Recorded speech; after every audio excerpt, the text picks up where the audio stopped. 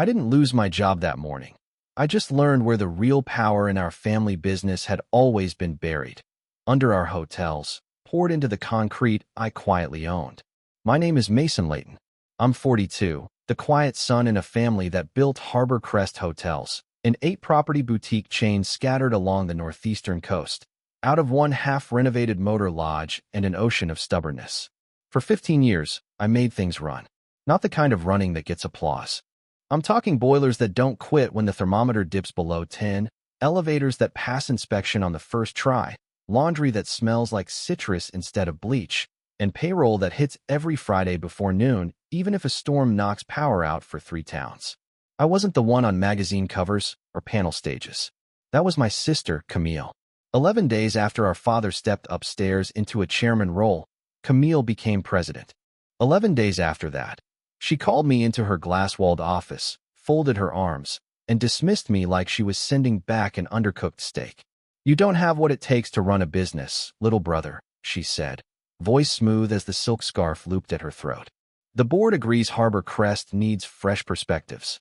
We've retained a consultant out of a major chain to modernize operations.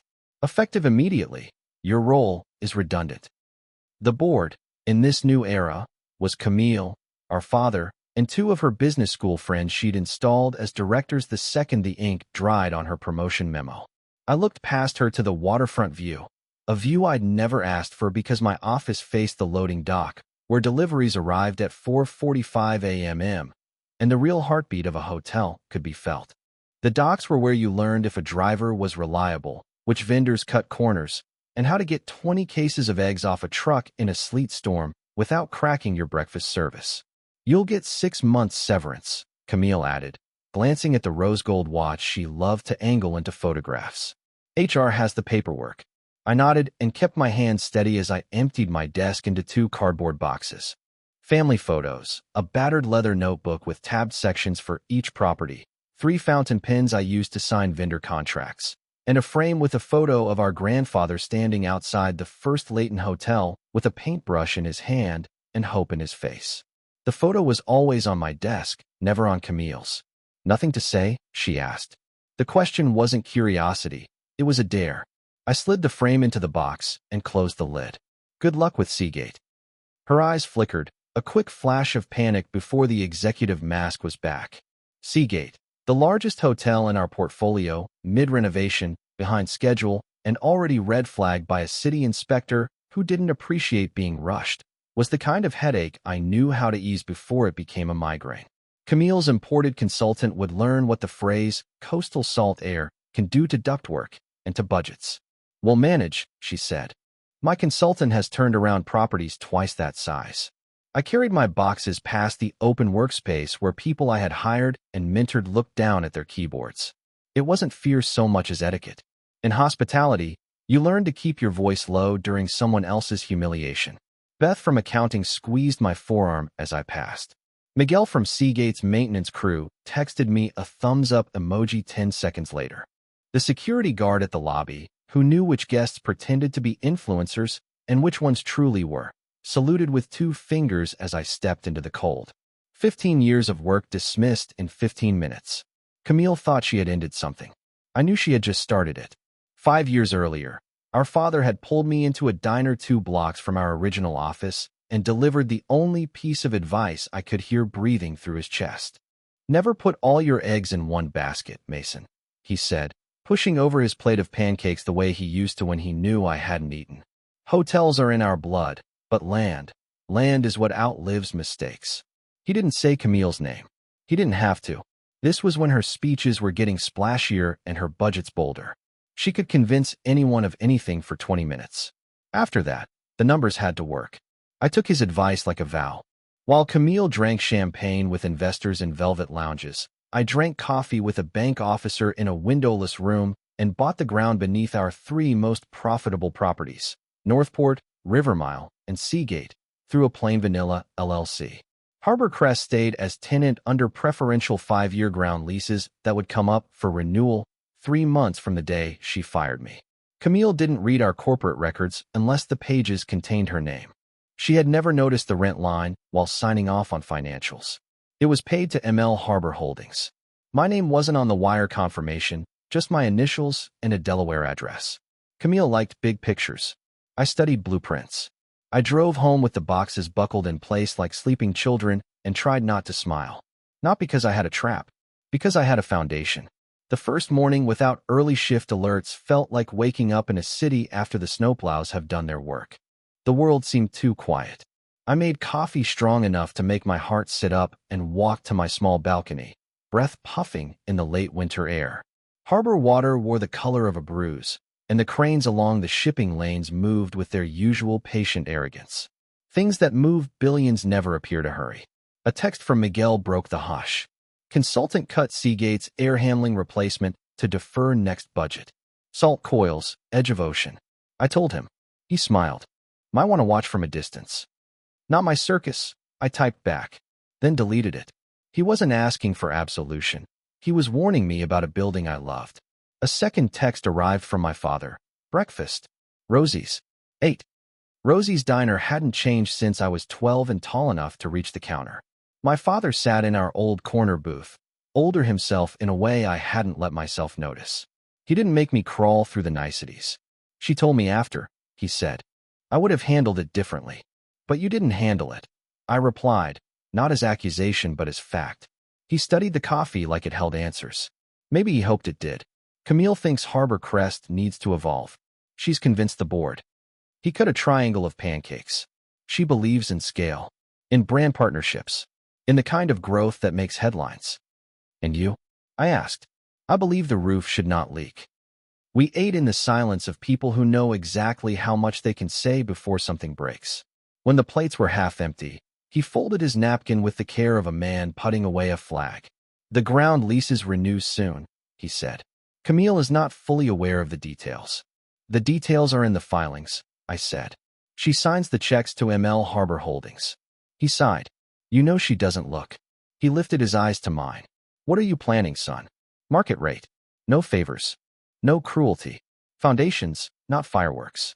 Terms that reflect reality, I said. Not nostalgia. That will squeeze operating margins. Or it will force honest choices. He studied me for a long moment. The way he used to before telling me to take the job no one else wanted, because no one else could be trusted to do it right. Your sister sees business as a trophy, he said at last. You see it as a structure. Don't forget the difference. Outside, wind pushed the harbor into bright, angry ripples. My father left a 20 under the salt shaker, patted my shoulder, and walked out hunched a little against the cold. I watched him labor into the day and wished I could fix people the way I fixed buildings. A week passed before Camille called. Her voicemail was a script. We need to discuss the transition. Some files appear to be missing. Return call. There was no, I'm sorry, or even thank you for your years of service. Camille grew up thanking the crowd, not the person. By lunchtime, she was at my condo door. Camille never believed in boundaries that didn't benefit her.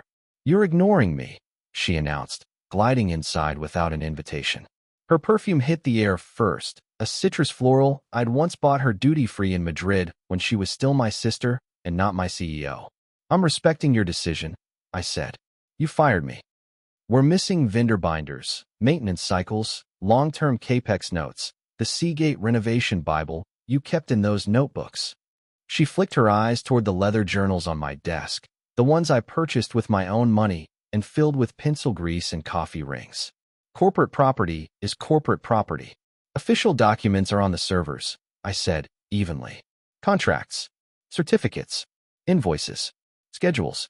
Anything I generated in my role remains with the company. Personal notebooks are personal property. She sat, uninvited, cross-legged on my couch like she was staging a photo shoot. We hired someone who's turned around properties with 500 rooms. He needs context. He'll love the thrill of discovery, I said. Start with Seagate's Mechanical. It's unique. The salty wind eats coils the way a kid eats cotton candy, fast and sticky. The elevator modernization schedule is tied to ADA upgrades. The fire suppression permits sit behind the environmental variance because the new rooftop bar plan extends beyond the original parapet. Camille's jaw ticked. She liked to win cleanly. Hearing I knew more in 2 sentences than her transformational expert would know in 2 months irritated her like a splinter she couldn't tweeze out. I'll have legal send a formal request, she said, standing sharply. If you claim ownership over work product, we'll challenge it. Of course. She hesitated at the door. You're enjoying this. Not remotely, I said. The truth surprised us both. I love that company. I love those buildings. You're the one who decided to break things you don't understand. When the letter came, my attorney answered with a list of what was already on HarborCrest servers and a polite paragraph citing case law about personal notebooks. While she was writing, I spent a day at Northport as a guest for the first time in my life. Without my employee badge, I waited at the front desk like everyone else. The clerk smiled, but the smile had a tremor. The bellman held my duffel like it might bite him. The hallway lights were a fraction dimmer. I know the wattages, I saw it. The restaurant replaced its fisherman cooperative with a cheaper distributor. The scallops on the menu weren't from our bay anymore. No one in the dining room would notice.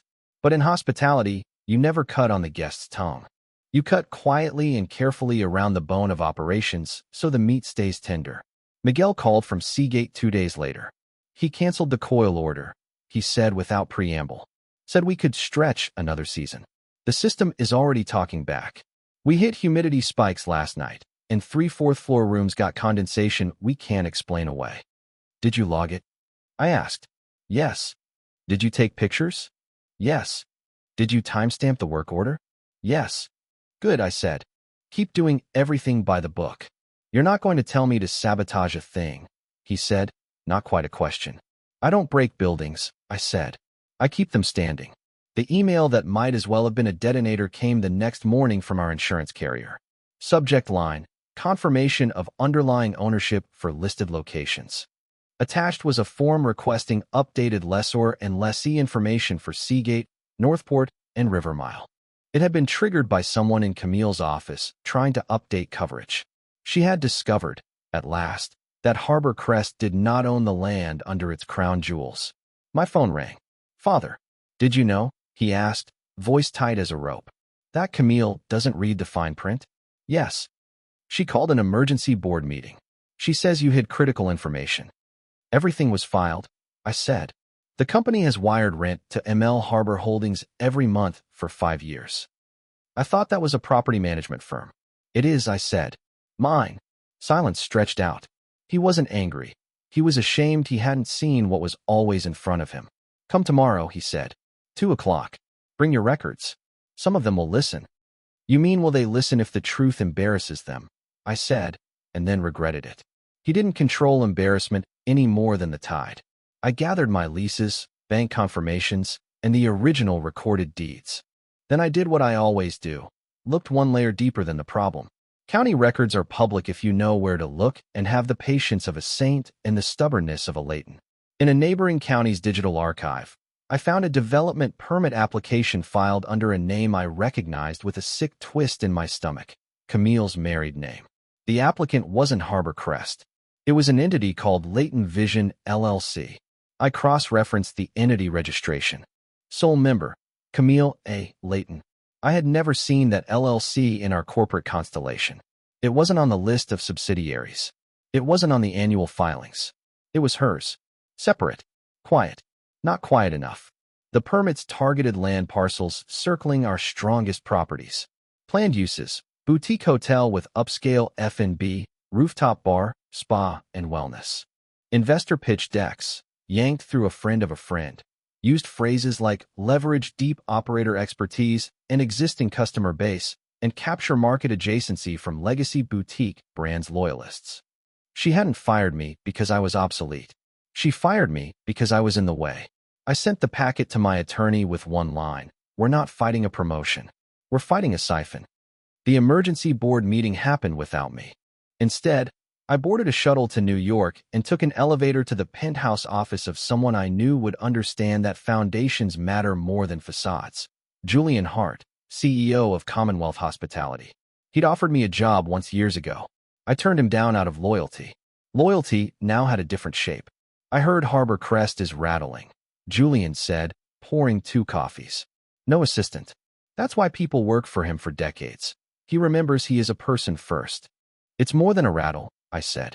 It's a design flaw. He smiled. Tell me a story. I told him the truth. That I owned the ground under 3 hotels, and the 5-year sweetheart leases were days from becoming market rate. That the new president of Harbor Crest, my sister, was building a competing chain and preparing to bleed our family company so she could buy the buildings on the cheap, then stand on a stage and announce her genius. He listened without interrupting. Good hoteliers listen like detectives listening to suspects, without judgment, but with an ear for nonsense. "What do you want?" he asked. "Protection for the staff," I said, before I could think of something clever. "Continuity for the guests. A landlord who won't look the other way when a lobby plant dies and no one bothers to replace it." He raised an eyebrow. "And for you?" "A lease," I said, "at a fair rate. On land I intend to hold until my hands can't hold anything else." He laughed at that, full and surprised. "You don't want a corner office?" "I want boilers that don't fail at midnight," I said. "And people who aren't afraid to tell the truth because the truth is inconvenient." He poured more coffee. "Write me a proposal. If the numbers are clean, we'll move faster than your sister can deny a rumor." 2 days later, Commonwealth's Council sent Harbor Crest a letter of intent. A clean acquisition offer for the buildings at Seagate, Northport, and Rivermile with guarantees of staff retention and continuity of guest reservations, contingent on ground leases with ML Harbor Holdings. The offer was above market. That last part was Julian's way of saying he understood that when you buy something the town loves, you treat the town like a partner, not a prize. Camille issued a company-wide email calling rumor a parasite and vowing Harbor Crest would chart a bold, independent path. She copied the board and blind copied, I'm certain, every investor who once bought her a drink. Vincent, one of her imported directors, surprised me by calling. "I didn't sign up for a war," he said, voice low. "Your sister told us you wanted to step away, that you were burned out. She didn't mention the rest." "You mean that while she presides, she also builds a competitor?" I said. "Must have slipped her mind." He exhaled sharply. "The offer from Commonwealth is compelling. If we accept, she'll claim we undermined her." "Accepting protects your people and your guests," I said. "Rejecting protects her ego." Silence again. "Then, come to the next meeting. Bring your paperwork." The second time I walked into the Harbor Crest boardroom that winter, there were no cardboard boxes in my hands. Camille sat at the head of the table in a white suit that made her look like a winter storm. Our father sat at her right, older by 10 years and 10 weeks. The two directors Camille recruited fanned their fingers over printed copies of Commonwealth's offer like fortune tellers waiting for a spirit to push the planchette. "Let's be clear," Camille said crisply as soon as I Saturday, "this is a hostile attempt to gut our company." "No," I said calmly. "It's an opportunity to monetize 3 assets you cannot afford to operate under real leases." She shot me a look that would have turned a weaker man to stone. "We could afford to operate them if you hadn't extorted the company with ground rent." "The sweetheart leases ended," I said. "They were designed to. You had 5 years to prepare. You spent those 5 years planning a rival brand." She lifted her chin. Leighton Vision is a consulting entity. It weighs options. It explores possibilities. It files development permits, I said, sliding copies across the table. It solicits investors. It targets the exact markets where Harbor Crest hotels trade on trust we built over decades. Our father picked up the permits with hands that trembled. His eyes moved like he was trying to blink logic into the words. When he looked up, there was no CEO in his gaze. Only a father looking at the child who had broken something he loved. "Camille," he said softly. Just her name. It was a verdict. Vincent cleared his throat. "Commonwealth's offer includes staff retention, guest reservation guarantees, and above-market consideration. It is unusual. It's respect," I said, "for the buildings, for the people who keep them alive." Camille's voice snapped like a flag. "And you expect us to hand over our crown jewels to fix your ego?" I let myself smile, small and unkind. "I expect you to choose between your ambition and our guests." The vote wasn't close. Both outside directors, faced with the clear conflict of interest and the looming lease cliff, voted in favor of Commonwealth's acquisition. Our father abstained. Camille refused to vote and refused to look at me as the room emptied around us, chairs scraping like rough surf. "You did this," she said, quieter now. It was an accusation. It was disbelief. "No," I said. "You did. I just refused to hold the ladder while you climbed out the window." I left her there, alone with the view of a harbor that had decided a long time ago it belonged to itself. Closing a deal that big should feel like an explosion. It felt like a tide turning. Lawyers filed papers. Staff received new name tags and bigger paychecks. Guests noticed nothing except better coffee in the lobby. I signed the ground leases with Commonwealth with the same fountain pen I used on minor maintenance approvals, because all paper is just a promise unless you do the work that makes the promise real. Julian sent me a note on the day the first Commonwealth banner went up. Foundation secured. Come watch the boilers run. At Seagate, rebadged as the Harbor Watch, I walked the mechanical rooms with Miguel and Julian's operations lead. The new consultant had left behind a spreadsheet and a trail of bad decisions. We replaced coils before they failed. We shifted housekeeping schedules to match occupancy, not corporate fantasy. We brought back the Fishermen's Cooperative, and the scallops found the ocean again. When the first quarterly numbers arrived, they didn't sing. They hummed, low and confident. Revenue up 17% year-over-year. Labor costs stable with smarter scheduling. Guest satisfaction climbing because when the bathroom door latch works and the shower holds temperature and the bar remembers you prefer a twist instead of a wedge, people feel cared for in ways they can't explain on a comment card. Julian met me on the roof one evening with 2 paper cups of coffee and a printout. You were right about everything, he said without swagger. I was right about one thing, I said.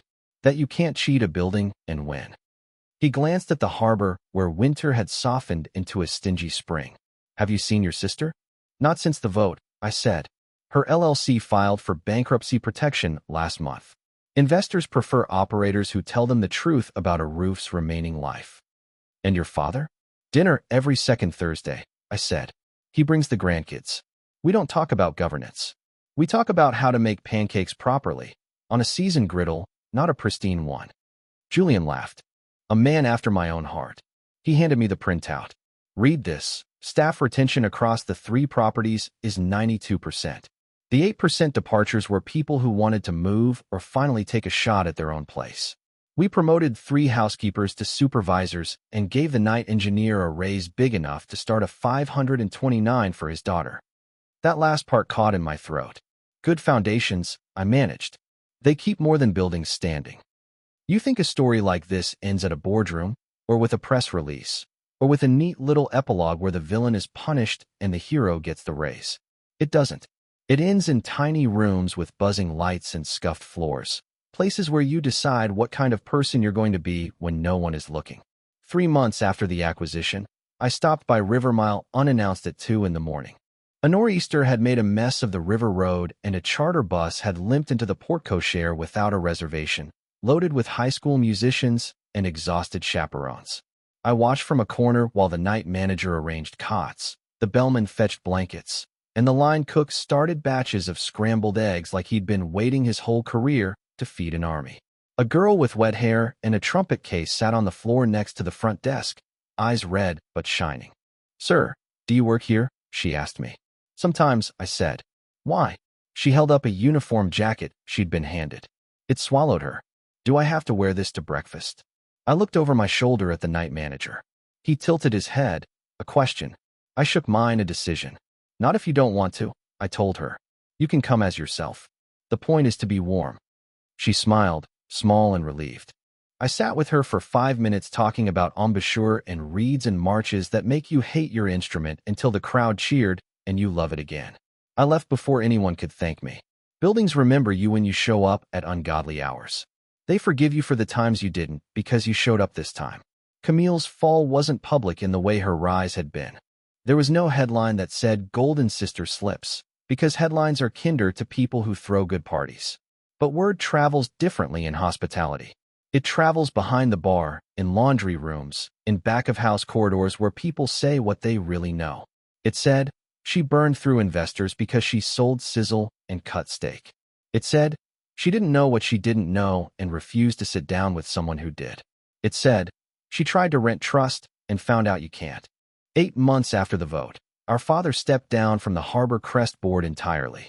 The remaining 5 properties stumbled, stabilized, then stumbled again under a new president who was very good at quarterly calls and very bad at salt.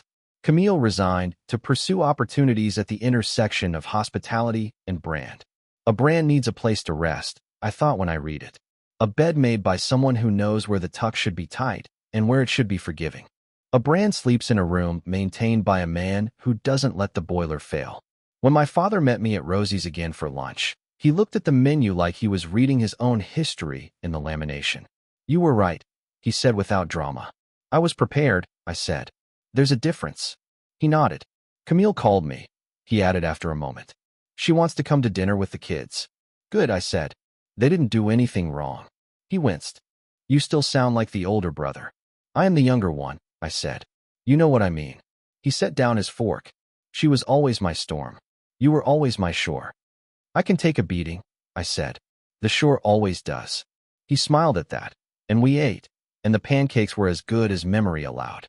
Commonwealth asked me to formalize what I was already doing: walk the properties, ask impolite questions about preventive maintenance, teach junior managers that guest experience starts behind a locked door marked mechanical, not on a mood board. I didn't want a title, but they insisted.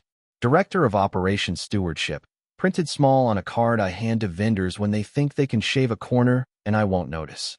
I spent mornings on roofs and afternoons in back-of-house break rooms listening to a night crew describe the difference between a good vacuum and one that looks exactly like a good vacuum until you ask it to suck up 3 drifts of wedding confetti.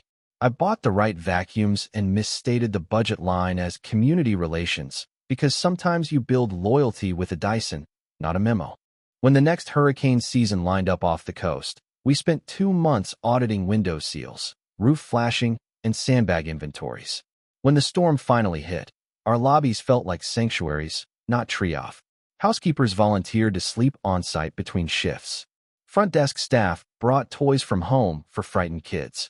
The maintenance team at Seagate checked the generator every 4 hours like priests tending a flame. The lights stayed on. Afterward, Julian sent one line: "This is why we bought buildings and not fairy tales." He raised wages again. We lost no one for 3 months. A year to the day after Camille told me I didn't have what it takes, I stood on the Seagate rooftop terrace as the sun bled gold into the bay. The sign said Harbor Watch, but the bones were the same. The steel I'd argued for when a cheaper option looked just fine on paper. The waterproofing membrane we chose after I crawled under a mock-up with a flashlight and a stubborn conviction that water always finds a way. Miguel stepped beside me with 2 beers. "You hear about the coil guy?" he asked. "What about him?" "He came back asking if we have work for him," he said, amused. Said he learned a lot in 6 months with the other place. He learned that people who don't listen to men who know the difference between a galvanized screw and a stainless one end up buying the wrong screws. "We can always use someone who learned," I said, "even if he learned the hard way." Miguel tipped his bottle toward the horizon. "You're not going to ask about your sister?" "I know enough," I said. "Everyone knows enough," he said. We watched a flock of gulls bank and wheel like scraps of paper lifted by a breath. "You did right by us." "No," I said honestly. "I did right by myself. It just happened to be right by you too." He grinned. "I'll take it." The call that mattered most came on a Tuesday afternoon as I checked a rivulet of drip staining a concrete wall in Rivermile's sub-basement, tracing it up to an elbow joint that had wept just enough to mark its sorrow. My phone buzzed. "Our father." "Dinner tonight," he said. "Camille is coming. With the kids." "I'll bring the ice cream," I said. He exhaled. Not relief, exactly. Permission. At my father's kitchen table, still scarred with the burns of my first experiments with a blowtorch on copper pipe, I watched Camille dole out spaghetti to her son and daughter with the efficiency of a woman who has always known how to split difference. Her eyes were tired, not in a cosmetic way, but in the way a person looks when she has measured her reflection by other people's applause and found no sound left. When the kids ran to the living room, she sat back and studied me. Not the way a competitor studies flanks. The way a sister studies a brother she has not let herself see. "You could have crushed me," she said. I sipped water, cold and grateful. "You tried to crush me first." "I know," she said. She stared at her hands. I thought the world runs on speeches." "The world runs on boilers," I said softly. "And if you take care of the boilers, sometimes you get to make a speech." She laughed, a little, and the sound was so old I remembered her as a teenager stealing my fries and promising to repay me in IUs only she understood. "I'm sorry, Mason," she said then. "Not a performance. Not a line. A sentence with no adjectives." "I know," I said. I accept. It wasn't forgiveness. It was a choice to build something that could hold weight. We cleared plates. We argued about the right ratio of Parmesan to pasta. We said nothing about ground leases or development permits. Some nights aren't about governance. They're about making sure sauce doesn't stain the jersey of a child who loves soccer more than any capital stack. When I left, my father hugged me in the doorway and whispered, "Foundations," like a priest blessing a parishioner. A month later, I met with a junior manager who reminded me of myself at 25, soft-spoken, furious about a broken ice machine, but ashamed he cared so much about ice. I told him the story I hadn't planned to tell anyone outside my family. I didn't win, I said. I held still while the tide changed. If you build the footing correctly, you can endure more than people think. Don't chase applause. Chase level. He blinked. Level. Level floors, I said. Level budgets. Level tempers. If you can get those three level at the same time, you're halfway to excellent. He nodded, wrote it down like I'd given him a combination. Maybe I had. On my way out, the housekeeper who ran the day's shift waved me over. "Mr. Layton," she said, lighting my last name with respect I didn't deserve. "The new vacuum? It's perfect. We didn't know you could buy a perfect vacuum." "You can't," I said. "You just have to ask the people who use it which one to buy." She laughed. "Tell your sister we still hate the old uniforms. New ones are coming," I said. "The kind you can move in." She touched my sleeve. "Sometimes the best revenge is a uniform you can move in." I laughed all the way to the loading dock. There's a plaque on a tucked-away wall at Harbor Watch, one I asked to be placed where guests won't see it, but employees will, and only if they choose to. It says, "Buildings stand when people do the quiet work." If you are doing quiet work, thank you. This place is standing because of you. No one unveiled it. No one made a speech. People nodded when they happened to walk by. I saw one engineer touch it with 2 fingers like a superstition before starting his shift. We added one line to the employee handbook. If something feels off, say so. It wasn't a legal sentence. Legal sentences protect companies. This one protected the truth. The next time we replaced coils at Seagate, Miguel sent me a photo of the old ones, corroded, sad, absolutely finished, and a photo of the new ones, bright, ready, braced for a salt wind that has never cared for forecasts. He texted, "We breathe again." We did. We breathed. A year and a half after the vote, a business school professor reached out to ask if I'd speak to her class about institutional knowledge and competitive ethics. I said no to the podium. I said yes to coffee with 5 students in the back of a hotel lobby where they could see the check-in line and understand that theory always meets its reckoning at a counter with a person who is tired. One of them asked, "How did you win?" "I didn't," I said. "I stayed." Another asked, "What would you tell your past self?" "Buy the coils early," I said, and they laughed. "And keep your notebooks. The kind you write in when you think no one will ever care what you wrote. One day, the person who cares will be you." After they left, a woman who had been pretending to read her phone leaned over. "I used to work for your sister," she said. "I learned a lot. Mostly, I learned I like working for people who know where the brooms are kept." "We have a lot of brooms," I said. "Good," she said, smiling. "I like places that know what a broom can do." I suppose this is the part where I give you a moral, a tidy bow for a story about siblings and hotels and ground leases. Fine. Here it is. If someone tells you that you don't have what it takes, check your foundations. Not theirs. Yours. Do you know where the pipes run? Which screws won't rust? Who can be trusted on a Tuesday at 2 a.m. when the fire alarm panel lies? If you do, you have what it takes. If you don't, go learn, quietly, stubbornly, in rooms no one photographs. Camille chased a stage. I chased level. In the end, a stage is just a platform. Level is what keeps the platform from tipping when the crowd surges. On the night I realized I wasn't angry anymore, I walked the length of Harbor Watch's 8th-floor hallway and listened to the sound that tells me whether I've done my job. It isn't applause, or the hum of a full bar, or the ping of an elevator that arrives before everyone gets impatient. It's the nothing. The silence of a sleeping floor where doors fit and thermostats obey and the air smells faintly of citrus because the housekeeping manager believes a guest should wake to the idea of a lemon grove, not the ghost of bleach. That silence is the sound of revenge that doesn't need to gloat. It's the sound of a building built on land you own, on choices you made, On a promise you kept to yourself when your sister told you that you didn't have what it takes. I stood there, hands in my pockets, and let that quiet tell me every story I needed to hear. Then I went downstairs to check the boilers.